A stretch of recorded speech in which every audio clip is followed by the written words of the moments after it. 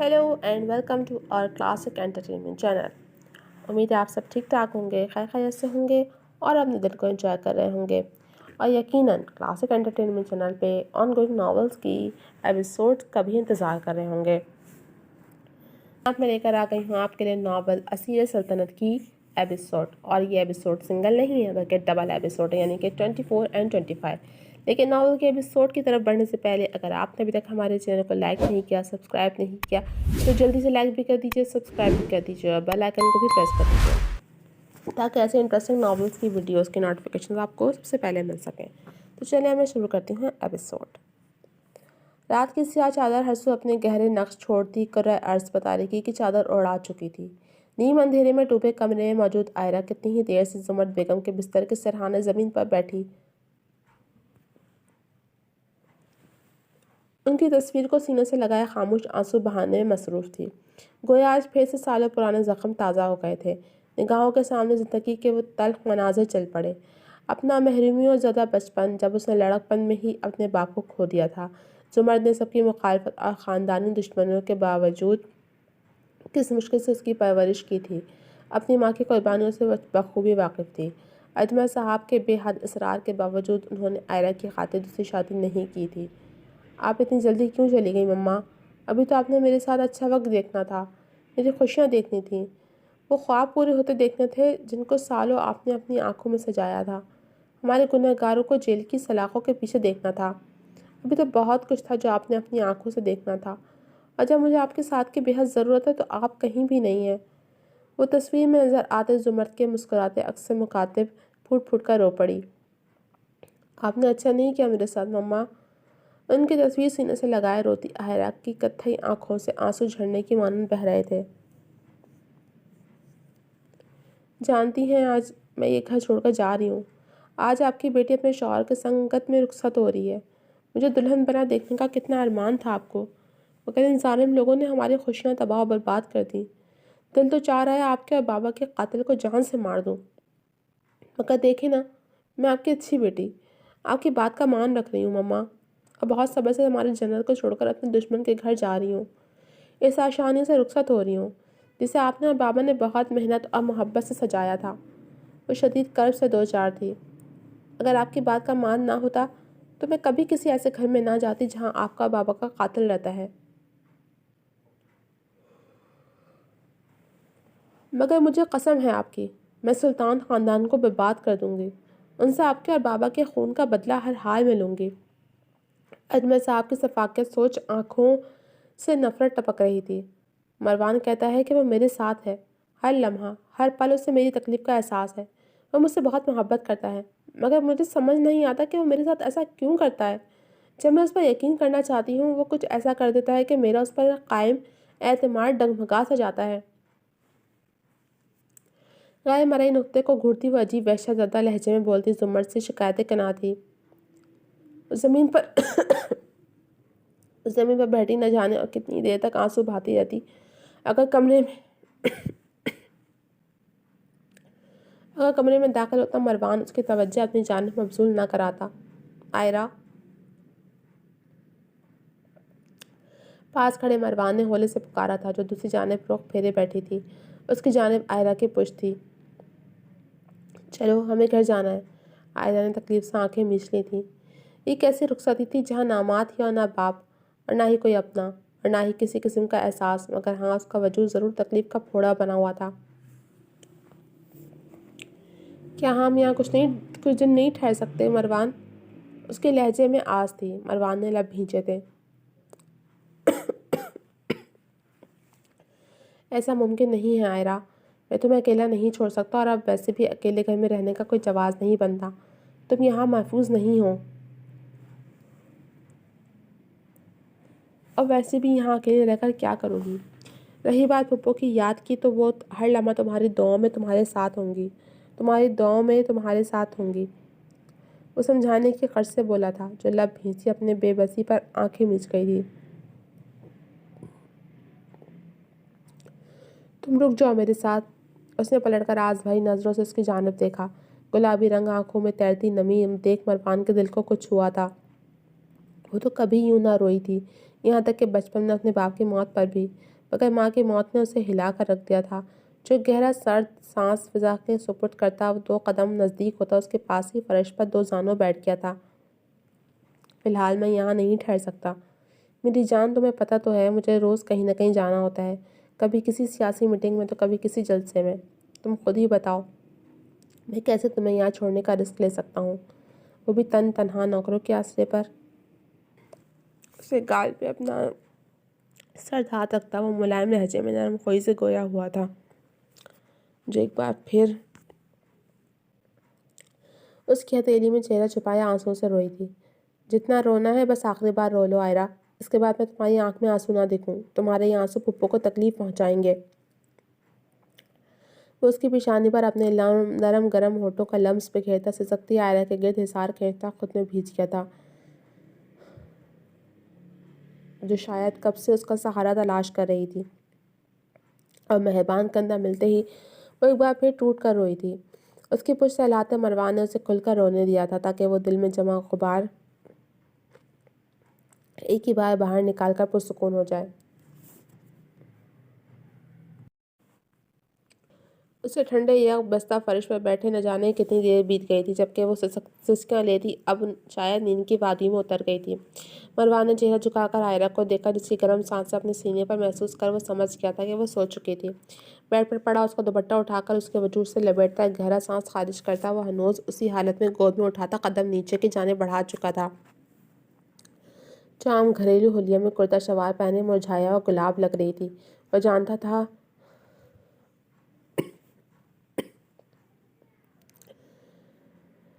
کہ اپنے ہوش میں اس جگہ سے رخصت ہونا واقعی اس کے لیے مشکل تھا، اور اب وہ مزید اسے کوئی بھی دکھ دینے کا روادار نہیں تھا۔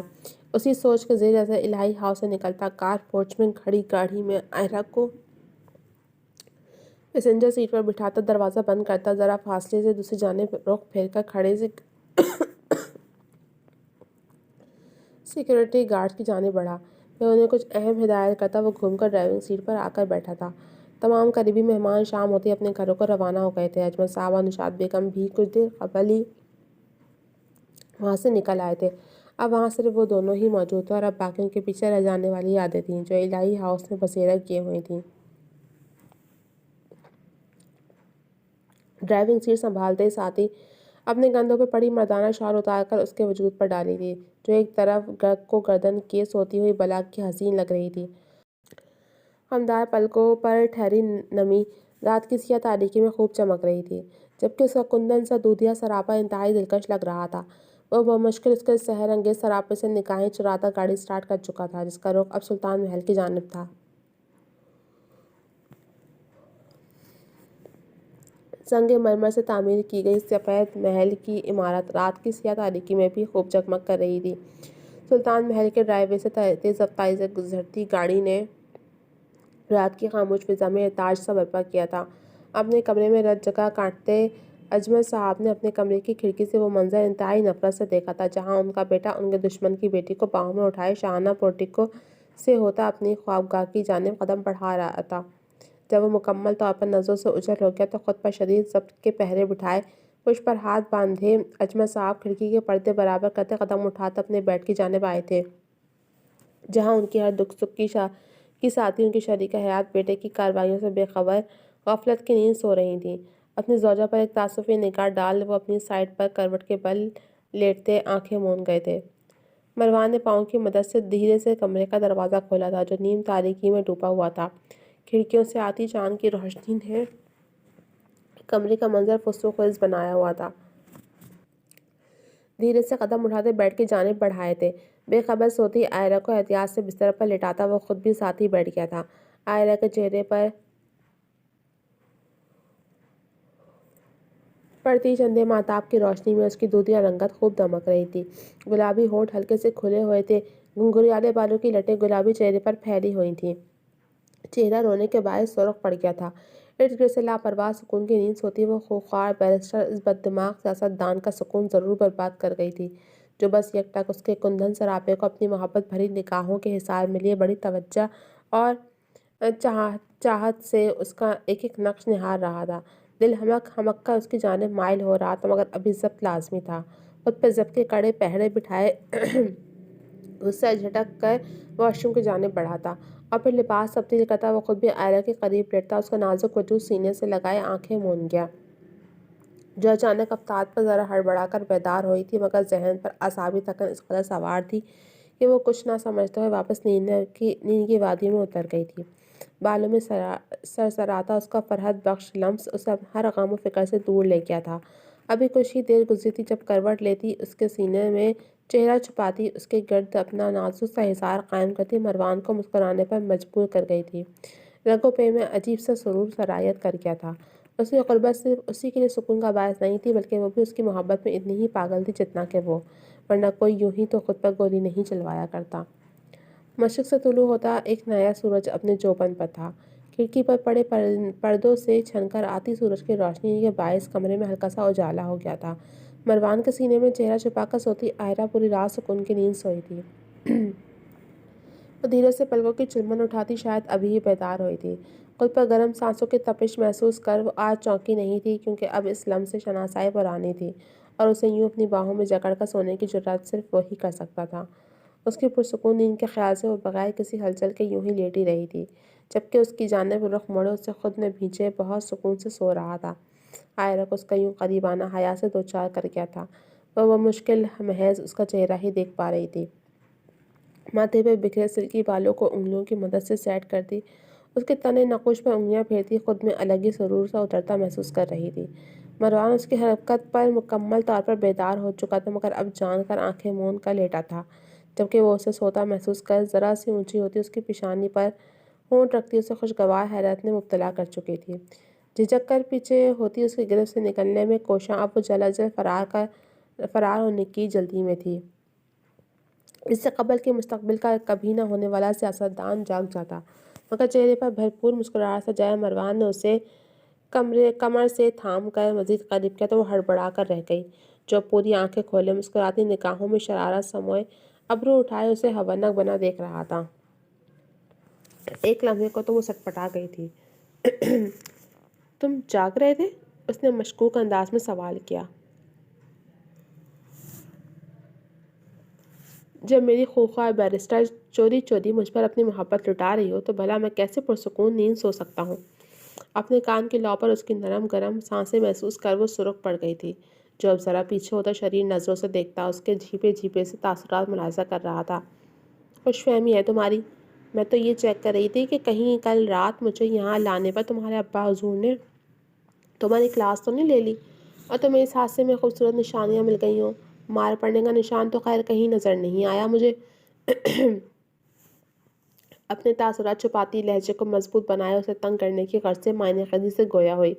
مروان نے اسے شرارت سے مسکراتا دیکھ گھور کر دیکھا۔ شرم کر لو، شوہر ہوں تمہارا۔ مروان نے تعصبی انداز میں احساس دلایا تھا۔ تو تم کیا شوہر بننے کے بعد جن بننے کا ارادہ رکھتے ہو؟ وہ اب تک اس کے حصار میں قید تھی، جو ماتھے پر بل ڈالے اب خشمگی نگاہوں سے گھورا تھا۔ ہو بھی سکتا ہے۔ اس کی رخسار پر اپنے ہونٹ رکھتا اور شرارت سے ایک آنکھ دبا کر بولا، ویسے انتہائی بیہودہ انسان ہو تم، موقع کا فائدہ اٹھانا خوب جانتے ہو۔ اب ہٹو پیچھے۔ گڑبڑا کر اس کا حصار توڑتی وہ ذرا فاصلے سے بیٹھی تھی، جو سیدھا ہو کر لیٹا اس کی پشت پر بکھری گھنگریالی زلفوں سے کھیل رہا تھا۔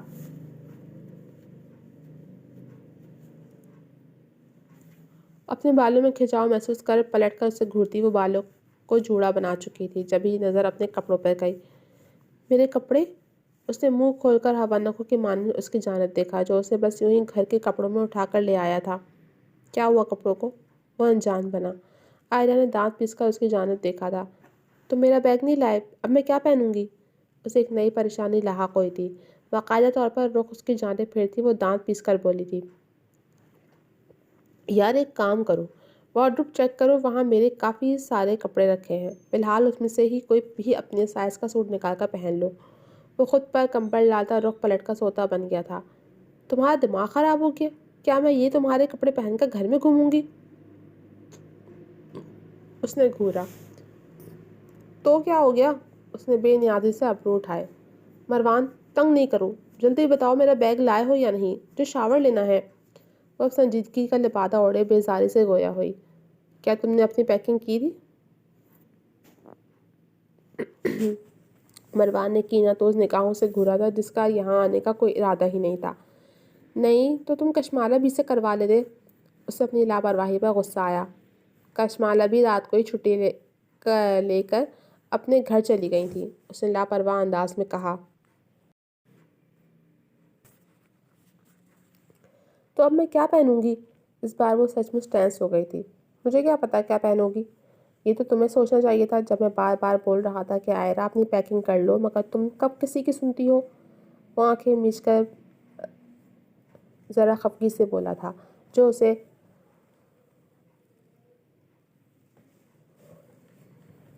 گھورتی دانت پیس کر جھٹکے سے بیڈ سے اتر کر نیچے کھڑی ہوئی تھی اور اس پر پڑا کمبل ایک جھٹکے سے اتار چکی تھی۔ کیا؟ وہ اسے اپنے سر پر کھڑا غصے سے گھورتا دیکھ حیران ہوا۔ اٹھو، ہاتھ کے اشارے سے اٹھنے کا کہا گیا۔ کیوں؟ اس نے ابرو اٹھائے۔ فوراً اٹھو، میرے ساتھ گھر چلو، مجھے اپنا سامان لینا ہے۔ مروان اس کے آرڈر کرنے پر اش کر اٹھا تھا۔ تمہارا گھر کیا بغل والی گلی میں ہے جو میں اتنی صبح صبح دیواریں پھیلانگتا ہوا جاؤں؟ اس نے ایک جھٹکے سے کمبل واپس کھینچ کر دوبارہ اوڑھ لیا۔ مروان، اٹھ جاؤ، مجھے کپڑے چاہیے ورنہ میں بھی تمہیں سونے نہیں دوں گی۔ وہ ضد پر اتر آئی تھی۔ جو کرنا ہے کرو، مگر مجھے تنگ نہیں کرو۔ وہ مزید سر تک کمبل تانتا آنکھیں مون گیا۔ کچھ لمحے مزید سرک گئے تھے، جبکہ اب وہ خاموش کھڑی مسلسل اسے گھور رہی تھی، جیسے اس کی پریشانی سے چندہ فرق نہیں پڑا تھا۔ تم نہیں اٹھ رہے نا؟ ٹھیک ہے، میں خود جا کر لے کر آتی ہوں، میں تمہاری محتاج نہیں ہوں، سمجھے؟ وہ خوخار نظروں سے گھورتی دھڑام سے دروازہ بند کرتی واش روم میں بند ہو گئی۔ کچھ دیر بعد کمبل سے سر نکالتے مروان نے ہاتھ بڑھا کر سائڈ ٹیبل پر رکھا موبائل اٹھا کر اپنا مطلوبہ نمبر ڈائل کیا۔ جی مس روزی، کل شام میں نے آپ سے کچھ کام کہا تھا۔ بالوں میں ہاتھ پھیرتا وہ نیم درازی کی پوزیشن میں بیٹھا تھا۔ گڈ، آپ ایک کام کیجیے، سارا سامان لے کر فوراً روم میں آئیں۔ اپنی جمائی روک کر ہدایت کرتا وہ ایک بار پھر کمبل میں گھس گیا تھا، جبکہ واش روم سے باہر آتی آئرہ نے اپنا نم چہرہ تولیے سے تھپکتے کلس کر مروان کی پشت کو دیکھا تھا، جو ڈھیٹوں کی طرح سویا ہوا تھا۔ ڈریسنگ ٹیبل کے آگے کھڑے ہو کر خود پر ایک طائرانہ نگاہ گھمائی، ساتھ ہی الجھے بالوں میں برش پھیر کر اپنا دوپٹہ سر پر ڈالتی سائڈ ٹیبل پر رکھی کار کی چابیاں اٹھاتی وہ روم سے نکلنے ہی لگی تھی، مگر اپنے شکن زدہ کپڑوں پر ایک نظر ڈال ٹھہری۔ نگاہ صوفے پر پڑی سیاہ رنگ کی چادر پر گئی تو وہ کچھ سوچتی چادر اٹھا کر خود کو چھپائے وہ اپنے دروازے تک ہی پہنچی تھی کہ کسی کے دستک دینے پر لمحے بھر کو ٹھہر گئی۔ آ جائیں مس روزی۔ کمبل سے چہرہ باہر نکال کر اجازت دیتے مروان کی آواز پر آئرہ نے پلٹ کر اس کی جانب دیکھا، جس نے اس کے دیکھنے پر شرارت سے آنکھ کا کونا دبایا۔ آئرہ نے دانت پیسے مگر مس روزی کو دروازے پر کھڑا دیکھ وہ اپنے تاثرات درست کر چکی تھی۔ السلام علیکم میڈم، ویلکم ہوم۔ انہوں نے سلام کرتے ساتھ ہی ہاتھ میں پکڑا فلور بوکے اس کی جانب بڑھایا، جبکہ وہ خوشگوار حیرت میں مبتلا اتنی دیر میں پہلی بار کھل کر مسکرائی تھی۔ وعلیکم السلام، تھینک یو مس روزی۔ وہ دھیرے سے مسکرائی۔ میڈم، اگر آپ کی اجازت ہو تو ہم آپ کا سامان الماری میں سیٹ کر دیں؟ وہ پروفیشنل مسکراہٹ پاس کرتی نرمی سے بولی تھی۔ شیور، آئرہ نے مسکرا کر اجازت دے راستہ دیا تھا۔ جبھی مس روزی کے ساتھ 3-4 لڑکیاں اسے اور مروان کو مارننگ وش کرتی شاپنگ بیگ اٹھا کر روم میں داخل ہوئیں۔ تھینک یو سو مچ روزی، آئرہ اپنا سامان بعد میں خود سیٹ کر لیں گی، آپ فی الحال یہیں رکھ دیجیے اور آئرہ کو آج پہننے والا ڈریس دے دیجیے اور پلیز ان کی تیاری میں مدد کر دیں۔ وہ نرم لہجے میں ہدایت کرتا اب خود بھی اٹھ کر بیٹھ گیا تھا۔ آئرہ نے ناسمجھی سے اس کی جانب دیکھا، جس نے ابرو اٹھائے۔ بہت شکریہ آپ کا روزی، ویسے میں تیار خود ہو جاؤں گی۔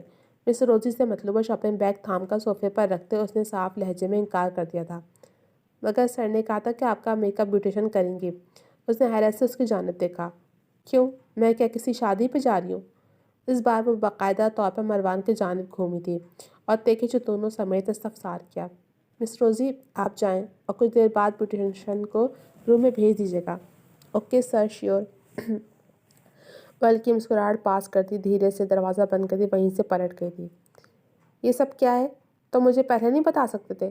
اس کے ماتھے پر تیویاں چڑھی تھیں، ساتھ ہی اپنے وجود پر لپٹی سیاہ چادر اتار کر ایک طرف کو رکھی تھی۔ ایک تو تم ہر جگہ کو کمرہ عدالت بنا کر جرا شروع کر دیتی ہو۔ آئرہ الہی، یہ تمہارا گھر ہے، جنگ کا میدان نہیں، اس لیے سوال ذرا کم کیا کرو۔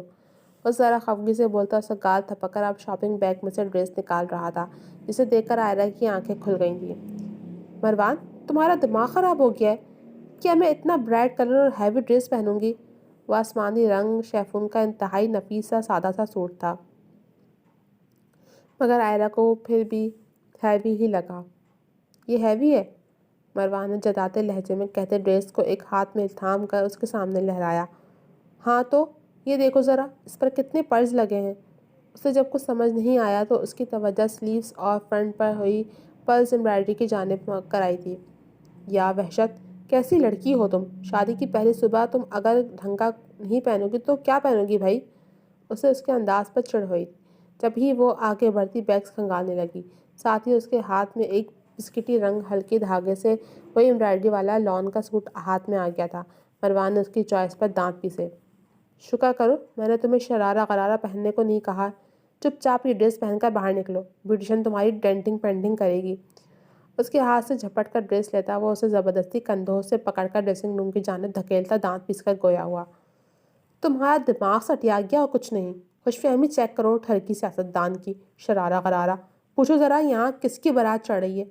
ڈریسنگ روم سے اونچی آواز میں اپنا احتجاج ریکارڈ کراتی وہ اسے تپانا ہرگز نہیں بھولی تھی۔ مروان نے دانت پیس کر قدم ڈریسنگ روم کی جانب بڑھائے، جس نے اس کے ارادوں کی خبر ہوتے ہی جھٹ سے دروازہ اس کے منہ پر بند کر دیا تھا۔ تمہیں بعد میں دیکھ لوں گا۔ وہ بھی بند دروازے پر غصے سے ہاتھ مارتا بڑبڑاتا ہوا واش روم میں بند ہو گیا تھا۔ تھوڑی دیر بعد وہ شاور لیتا تولیے سے بال رگڑتا روم میں آیا تو عائرہ کو سنگھار آئینے کے سامنے خود ہی اپنے چہرے پر پینٹنگ میں مصروف دیکھ وہ تعصب زدہ نظروں سے دیکھتا سر نفی میں ہلا کر رہ گیا۔ صحیح کہتے ہیں لوگ، بیوی لاؤ شریف، نازک اندام حسینہ، شرمیلی سی، کم گو، نگاہیں جھکا کر رکھنے والی، شوہر کی اطاعت کرنے والی، شوہر کا حکم سر آنکھوں پر رکھنے والی، یہ منہ بھر ضدی زبان دراز اور نافرمان بیوی اللہ کسی کو نہ دے۔ ہنوز اپنے گیلے بالوں کو تولیے سے رگڑتا وہ دل کے جلے پھپوڑے پھوڑنے میں مصروف تھا۔ عائرہ نے بمشکل اپنی مسکراہٹ ضبط کی تھی۔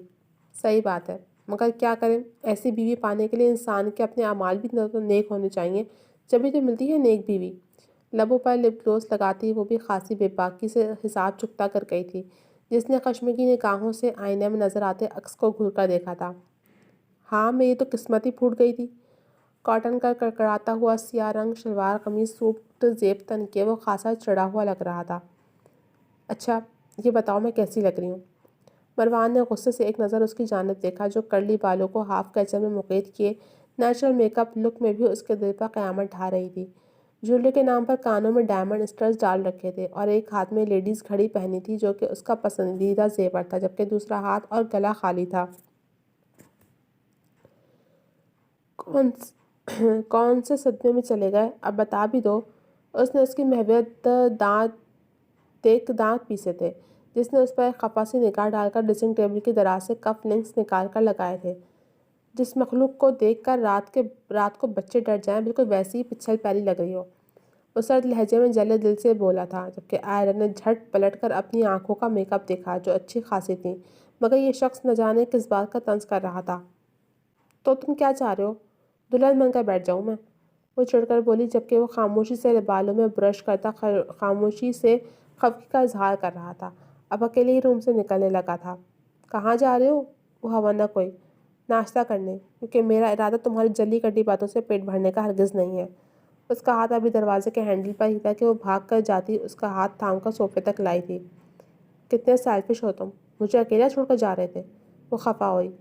ہاں تو تم اپنی مرضی کی مالک ہو، اپنی منمانی کرتی ہو، ساری ضدیں پوری کر لیتی ہو، خود مختار ہو تو نیچے بھی خود ہی آ جانا، تمہیں میری کیا ضرورت؟ وہ ہنوز خفا دکھائی دے رہا تھا۔ سکون سے بیٹھ جاؤ یہاں، دلہن میں ہوں اور نئی نویلی دلہنوں کی طرح نخرے تم دکھا رہے ہو۔ اس کا طنز سرے سے نظر انداز کرتی کندھوں پر دباؤ ڈال کر اسے زبردستی صوفے پر بٹھا کر خود بھی ساتھ ہی بیٹھ کر سائڈ پر رکھی اپنی سینڈلز پہننے لگی۔ او مطلب تمہیں یاد ہے کہ تم نئی نویلی دلہن ہو؟ وہ طنز سے باز نہیں آیا تھا۔ ہاں شاید تم بھول گئے ہو کہ ابھی دو، مگر میں نہیں بھولی۔ اس نے کسی بھی قسم کا سخت لفظ کہنے سے خود کو باز رکھا تھا، ساتھ ہی قدم اٹھاتی ڈریسنگ ٹیبل تک آئی تھی۔ ساتھ ہی مروان بھی اپنی نشست چھوڑ کر اس کے قریب آیا تھا۔ آئین نے نظر آتے مروان کے عکس کو دیکھ سوالیہ نگاہوں سے دیکھا، جو اب جھک کر دراز سے جولری کیس نکال رہا تھا۔ ویسے تو آپ کی یہ غصیلی صورت جب سے دیکھ رہا ہوں، جب پہلی بار آپ نے اس دنیا میں آنکھ کھولی تھی، مگر کیا کریں، موقع بھی ہے اور دستور بھی، تو رہنمائی کا یہ حقیقت سا تحفہ قبول کیجیے گا۔ وہ کیس میں سے نازک سا پینڈنٹ نکال کر مسکراتے لہجے میں کہتا عائرہ کی جانب بڑھا، تو عائرہ نے اس کے پیغام دیتی آنکھوں میں دیکھ بالوں کو تھوڑا سا اونچا کر لیا تھا۔ جبھی وہ استحقاق سے اس کی سراہی دار گردن میں ہارٹ شیپ کا پیارا سا پینڈنٹ پہناتا 2 قدم پیچھے ہوا، جو اشتیاق سے چہرہ جھکائے محبت بھری نظروں سے دیکھ رہی تھی، جو اس کی جانب سے دیا جانے والا یہ پہلا تحفہ تھا۔ ابھرے ہوئے دل کے عین درمیان میں بلیک ڈائمنڈ کا نایاب پتھر لگا ہوا تھا، جسے دیکھ وہ ایک دم جذباتی ہو گئی تھی۔ یہ تو بہت پیارا قیمتی ہے مروان۔ اس کے چہرے سے پھوٹتی روشنی دیکھ آنکھوں میں بے پناہ خماری سموئے بے ساختہ اس پر جھکا تھا، اور محبت سے اس کا چہرہ ہاتھوں کے پیالے میں بھر کر ایک ایک نقش کو اپنے نرم گرم لمس سے مہکاتا آنکھوں میں نمی لیے کھڑی عائرہ کو سینے میں بھیج چکا تھا۔ ناراض ہو مجھ سے؟ کچھ دیر پہلے اس کا روٹ کر جانا یاد آیا تو اس نے نادانستہ سوال کیا۔ ہوں تو۔ ذرا پیچھے کو ہو کر اس کے چہرے پر کھیلتی شرارتی لٹ کو کان کے پیچھے اڑستا وہ مصنوعی خفگی میں بولا تھا۔ معلوم ہے مجھے، مگر تم خود سوچو، ماما کو بھی دنیا سے گئے صرف 2 ہی دن ہوئے ہیں، تو میں کیسے؟ نظر جھکائے بوجھل دل سے کہتی وہ ایک بار پھر آبدیدہ ہوئی تھی۔ اور اس نے خود پر کیسے ضبط کیا ہوا تھا یہ صرف وہی جانتی تھی۔ کل رات میں نے تم سے کیا کہا تھا عائرہ، کہ جتنا رونا تھا تم رو چکی ہو، اب یوں بار بار رو کر تم پھپھو کی روح کو کیوں اذیت پہنچا رہی ہو؟ اس نے اس کے جھکے سر کو ٹھوڑی کے نیچے انگلی ٹکائے اوپر کیا، جبکہ وہ آنسو ضبط کرتی خاموش رہی تھی۔ پھپھو تمہیں ہمیشہ خوش دیکھنا چاہتی تھیں، اور ضروری تو نہیں کہ جانے والے کو ہم صرف آنسوؤں میں یاد رکھیں۔ تم پھپھو کو مسکرا کر اپنی زندگی کو بھرپور انداز میں جی کر بھی تو یاد کر سکتی ہو نا؟ ویسے بھی جانے والے پر اتنا شوق نہیں کرتے کہ آپ کا رب ہی آپ سے ناراض ہو جائے۔ اللہ کی امانت تھی، اس نے واپس بھی لے لی۔ اسے گلابی رخسار سہلا کر نرمی اور چاہت سے بولا تو وہ سمجھ کر دھیرے سے سر ہلا گئی۔ اب تو نہیں روگی نا؟ اس نے ابرو اٹھائے۔ تھوڑا شاید، جب مما کی یاد آئے گی تو۔ تیزی سے اپنے آنسو پوچھتی وہ ماحول میں چھایا تناؤ کم کرنے کی خاطر شریر لہجے میں گویا ہوئی، تو وہ دھیرے سے مسکراتا سینے سے لگا گیا، جبکہ اب وہ پیچھے ہوتی اپنا دوپٹہ سیٹ کر رہی تھی۔ خوش رہا کرو اور مسکراتی رہا کرو، اچھی لگتی ہو۔ وہ پیچھے سے اس کی گردن میں ہاتھ ڈال کر آئینے میں نظر آتا اپنا اور اس کا عکس دیکھ دھیرے سے مسکرایا تھا۔ ویسے میں تو ہوں ہی اچھی، مگر ہاں کچھ دیر پہلے تمہیں ضرور شرمیلی سی بیوی چاہیے تھی۔ آئینے سے ہی گھورتی وہ طنزیہ بولی تھی۔ ہاں مگر شرمیلی بیوی میرے نصیب میں کہاں تھی؟ وہ تعسفی لہجے میں گویا ہوا تھا، ساتھ ہی پرفیوم اٹھا کر پہلے خود پر چھڑکا اور پھر اس کے وجود کو بھی اپنی خوشبو میں نہلا گیا۔ شرمیلی یا زہریلی؟ اس نے گھور کر دیکھا تھا۔ وہ ہولے سے مسکرا کر اس کے سر پر چپت رسید کرتا اب اس کا ہاتھ تھامے کمرے سے باہر نکلتا نیچے کی جانب بڑھا تھا، جہاں شاید ہی کوئی ان کا منتظر تھا۔ جی تو جناب، اب تک کے صرف اتنا ہی۔ کیسی لگی آپ کو یہ ایپیسوڈ؟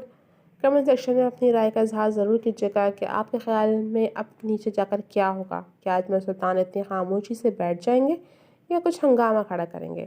تو جاننے کے لیے جڑے رہیے میرے ساتھ۔ جلد ملوں گی آپ سے اگلے ایپیسوڈ کے ساتھ، تب تک کے لیے اجازت دیجیے۔ اللہ حافظ۔